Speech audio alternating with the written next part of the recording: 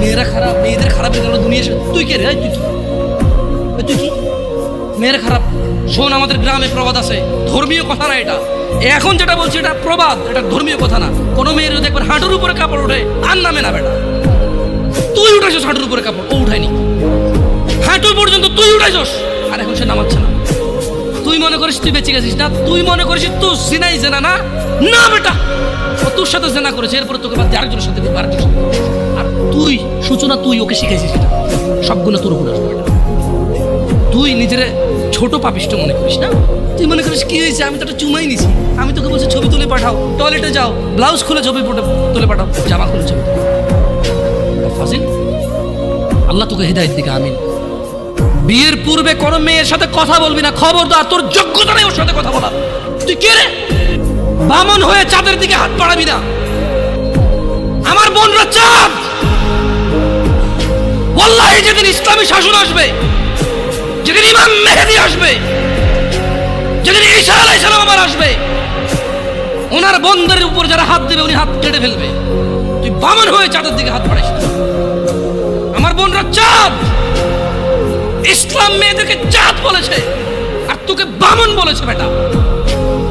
তুই বেটা ছেঁড়া খাতায় শুয়ে লাখ টাকার স্বপ্ন দেখিস, বিয়ের আগে মেয়ের গায়ে হাত দিস। তোর সাহস কত?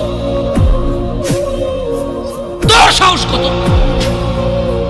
তুই জানিস না মুহাম্মদ সাল্লাল্লাহু আলাইহি সাল্লাম বলছে, নেক স্ত্রী দুনিয়াতে যা আছে ওর চেয়ে বেশি উত্তম। তুই কি করে ওর গায়ে হাত দিস বিয়ের আগে? তোর সেই যোগ্যতা আছে বল?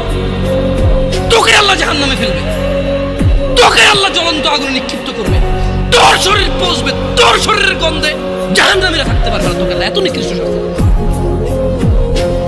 কেন? কারণ তুই এত বড় জঘন্য কাজে লিপ্ত হয়েছিস। আমারে বুঝাস না মেয়েরা খারাপ, মেয়েরা খারাপ। আমি তো এত খারাপ দেখি না, তুই কোথায় তো খারাপ দেখিস? আমি তো দেখি তুই বেটা টেনে পড়িস মাত্র। তোকে আমি ছোট করে দেখছি না বেটা।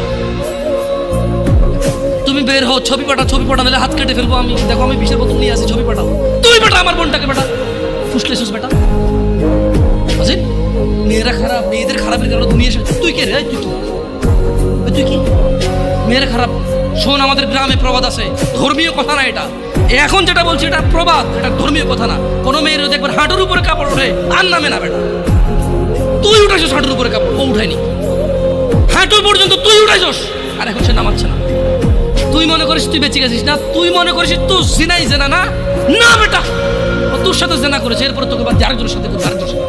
আর তুই সূচনা, তুই ওকে শিখেছিস, সবগুলো তোর